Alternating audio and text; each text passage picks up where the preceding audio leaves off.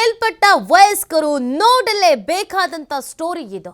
ನಿಮ್ಮ ಬ್ಯಾಂಕ್ ಅಕೌಂಟ್ನಲ್ಲಿ ಲಕ್ಷ ಹಣ ಇಡ್ತೀರಾ? ಸಹಾಯ ಮಾಡುವ ನೆಪದಲ್ಲಿ ಬ್ಯಾಂಕ್ ಸಿಬ್ಬಂದಿ ನಿಮ್ಮ ಜೊತೆ ಕ್ಲೋಸ್ ಆಗಿದ್ದಾರೆ ಅಂದ್ರೆ ಖಂಡಿತವಾಗಿಯೂ ನೀವು ಈ ಸ್ಟೋರಿಯನ್ನ ನೋಡಲೇಬೇಕು. ಲಕ್ಷ ಹಣದ ವ್ಯವಹಾರ ನಡೆಸೋ ಮುನ್ನ ಎಚ್ಚರ ಎಚ್ಚರ ಎಚ್ಚರ. ಲಕ್ಕಿ ಭಾಸ್ಕರ್ ಸಿನಿಮಾ ರೀತಿ ಲಕ್ ಬರುತ್ತೆ ಅಂತ ನಂಬಿಸಿ ವಂಚನೆ ಮಾಡಿರುವಂತ ಪ್ರಕರಣ ಇದು.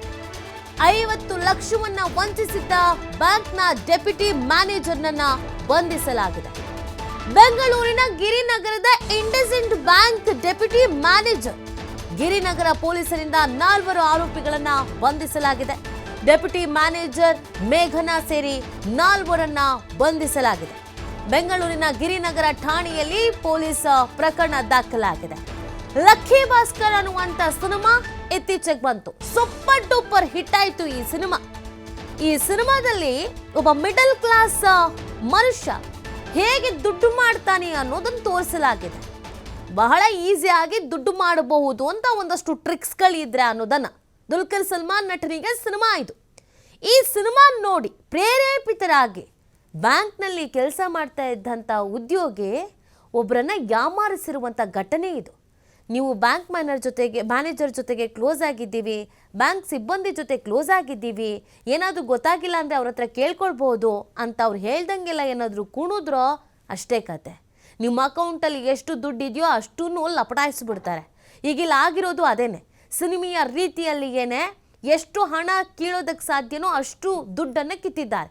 50 ಲಕ್ಷವನ್ನ ವಂಚಿಸಿರೋದು ಬ್ಯಾಂಕ್ ಮ್ಯಾನೇಜರ್. ಸಾವಿತ್ರಮ್ಮ ಎಂಬ 76 ವರ್ಷದ ವೃದ್ಧೆಗೆ 50 ಲಕ್ಷ ವಂಚಿಸಲಾಗಿದೆ. ಇಂಡಸ್ಇಂಡ್ ಬ್ಯಾಂಕ್ನಲ್ಲಿ ಖಾತೆಯನ್ನು ಹೊಂದಿರುವಂತಹ ಸಾವಿತ್ರಮ್ಮ ಅಕೌಂಟ್ಗೆ ಆಗಾಗ ಲಕ್ಷಾಂತರ ರೂಪಾಯಿ FDಯನ್ನು ಮಾಡ್ತಿದ್ರು ವೃದ್ಧೆ. ಈ ವೇಳೆ ವೃದ್ಧೆಗೆ ಪರಿಚಯ ಆಗಿದ್ದ ಡೆಪ್ಯೂಟಿ ಮ್ಯಾನೇಜರ್ ಮೇಘನಾ ಬ್ಯಾಂಕ್ ಕೆಲಸ ಏನೇ ಇದ್ರೂ ಮಾಡ್ಕೊಡ್ತೀನಿ ಅಂತ ನಂಬಿಸಿ ವಂಚನೆ ಮಾಡಿದ್ದ. ಇತ್ತೀಚೆಗೆ ವೃದ್ಧೆ ಕೈಯಿಂದ RTGSಗೆ ಸಹಿಯನ್ನ ಮಾಡಿಸ್ಕೊಂಡಿದ್ದಾರೆ ಮೇಘನಾ. ಸಹಿ ಮಾಡಿಸ್ಕೊಂಡು ಅನ್ವರ್ ಎಂಬಾತನ ಅಕೌಂಟ್ಗೆ 50 ಲಕ್ಷ ವರ್ಗಾವಣೆ ಮಾಡ್ಬಿಡ್ತಾರೆ. ತನ್ನ ಗಂಡ ಶಿವಪ್ರಸಾದ್ ಜೊತೆ ಪ್ಲಾನ್ ಮಾಡಿ ಹಣವನ್ನ ಟ್ರಾನ್ಸ್ಫರ್ ಮಾಡ್ತಾರೆ. ಖಾತೆ ಪರಿಶೀಲಿಸಿದಾಗ ಹಣ ಇಲ್ಲದೆ ಇರೋದು ಗೊತ್ತಾಗತ್ತೆ. ಪ್ರಶ್ನೆ ಮಾಡಿದ್ದಕ್ಕೆ ನೀವೇ RTGS ಮಾಡೋಕೆ ಹೇಳಿದ್ರಿ ಅಂತ ಮೇಘನಾ ಹೇಳ್ತಾರೆ. ಪೊಲೀಸರ ವಿಚಾರಣೆ ವೇಳೆ ಮೇಘನಾ ಕಳ್ಳಾಟ ಬಯಲಾಗಿದೆ. ಈ ಹಣ ಹೋಗಿ ಚೆಕ್ ಮಾಡ್ತಾರೆ. ಈ ದುಡ್ಡಿರೋರಿಗೆ ಒಂದು ರೀತಿ ಇರುತ್ತೆ, ಪದೇ ಚೆಕ್ ಮಾಡೋದು. ಚೆಕ್ ಮಾಡಿ ನೋಡಿದಾಗ ಇರಲಿಲ್ಲ, ಆಗ ಎಲ್ಲ ಮಾಹಿತಿ ಗೊತ್ತಾಗಿದೆ.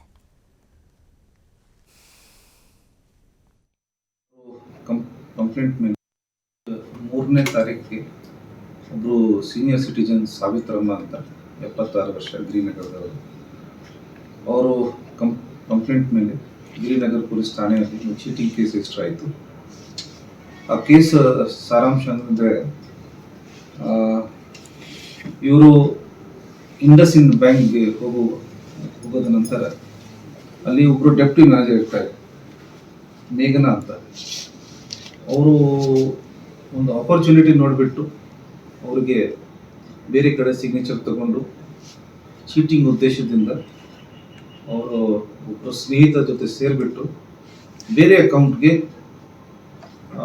50 ಲಕ್ಷ ಅಮೌಂಟ್ ಟ್ರಾನ್ಸ್ಫರ್ ಮಾಡ್ಕೊಂಡಿದ್ದಾರೆ. ತದನಂತರ ಅವರು ಪ್ಲ್ಯಾನ್ ಅವ್ರ ಜೊತೆ ಯಾವ ರೀತಿ ಡಿವೈಡ್ ಮಾಡಬೇಕು ಆ ಉದ್ದೇಶದಿಂದ ಇದೆಲ್ಲ ಮಾಡಿದ್ದಾರೆ.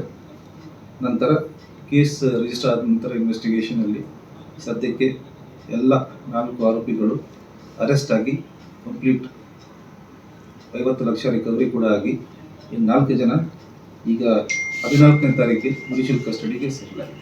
ಆಪರ್ಚುನಿಟಿ ನೋಡಿ, ಅವ್ರಿಗೆ ಅಮ್ಮವ್ರಿಗೆ ನೋಡಿ ಏನು ಫೀಲಿಂಗ್ ಆಯಿತು, ಇವರಿಗೆ ಆರಾಮಾಗಿ ಮಿಸ್ಗೈಡ್ ಮಾಡಿ ಎಲ್ಲಿ ಬೇಕಾದರೆ ಸಿಗ್ನೇಚರ್ ತಗೊಂಡು ಎಲ್ಲ ಕೃತ್ಯ ಮಾಡಬಹುದು ಅಂತ ಅದಕ್ಕೆ ಮಾಡಿದ್ದಾರೆ. ಸೊ ಆ ಒಂದು ಆಪರ್ಚುನಿಟಿಗೆ ಅವರು ಮಾಡಿದ್ದಾರೆ, ಈಗ ಸಿಕ್ಕಾಕೊಂಡಿದ್ದಾರೆ.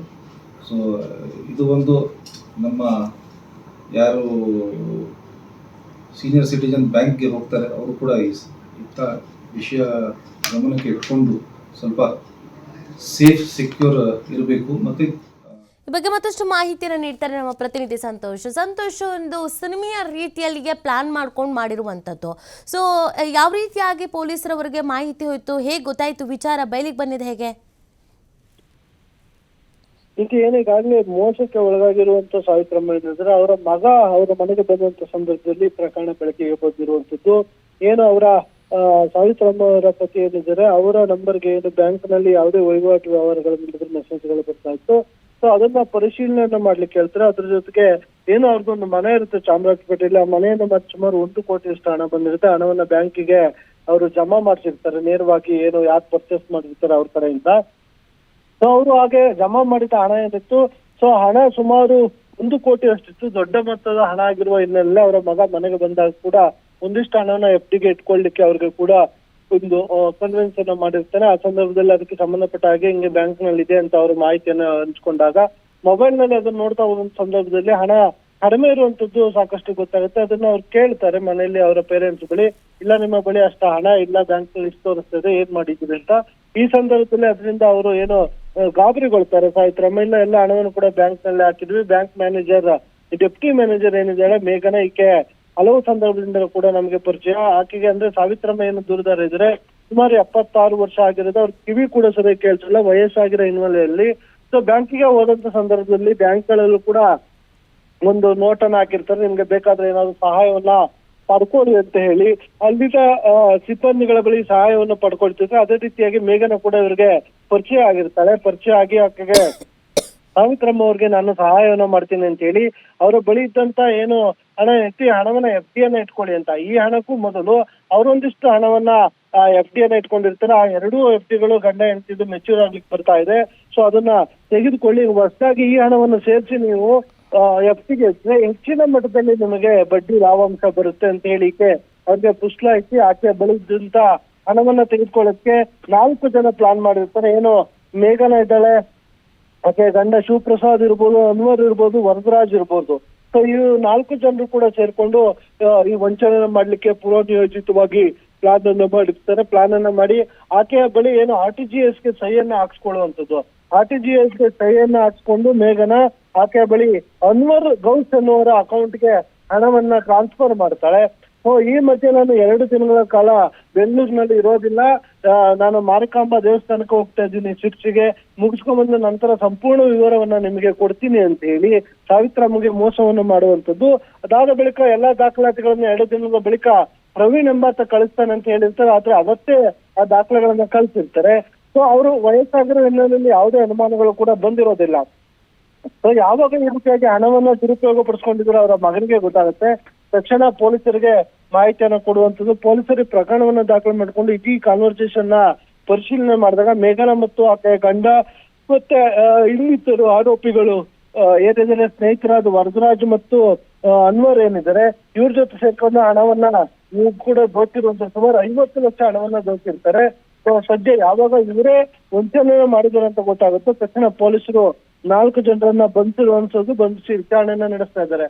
ಅಂದ್ರೆ ಇಲ್ಲಿ ಒಂದನ್ನ ತಿಳ್ಕೊಳ್ಬೇಕಾಗತ್ತೆ, ಈ ವಯೋವೃದ್ಧರು ಏನಿರ್ತಾರೆ ಅವರು ಯಾವುದೇ ರೀತಿಯ ದೊಡ್ಡ ಮಟ್ಟದ ಹಣಕಾಸಿನ ವ್ಯವಹಾರ ಮಾಡುವಂತ ಸಂದರ್ಭದಲ್ಲಿ ಯಾರನ್ನು ಕೂಡ ನಂಬರ್ದು ತಮ್ಮ ಮನೆಯವ್ರನ್ನ ಮಕ್ಕಳನ್ನ ಇಟ್ಕೊಂಡು ವ್ಯವಹಾರವನ್ನ ಮಾಡ್ಬೇಕಾಗತ್ತೆ. ಬ್ಯಾಂಕ್ ನಲ್ಲಿ ಈ ರೀತಿಯಾಗಿ ಅಪರಿಚಿತರೊಂದಿಗೆ ವ್ಯವಹರಿಸಿದಾಗ ಇಂತಹ ಘಟನೆಗಳು ಆಗುವಂತ ಸಾಧ್ಯತೆಗಳು ಇರುವಂತದ್ದು. ಅಲ್ಲದೆ ಬ್ಯಾಂಕ್ ಅಧಿಕಾರಿಯಾಗಿ ಈಕೆ ಕೂಡ ಈ ರೀತಿಯಾಗಿ ವಂಚನೆ ಮಾಡಿರುವಂತದ್ದು, ಎಲ್ಲರಿಗೂ ಕೂಡ ಶಾಕ್ ನೀಡಿರುವಂತದ್ದು ನೀತಿ. ಓಕೆ, ಥ್ಯಾಂಕ್ ಯು ಸಂತು ತಮ್ಮೆಲ್ಲ ಡೀಟೇಲ್ಸ್ಗಾಗಿ.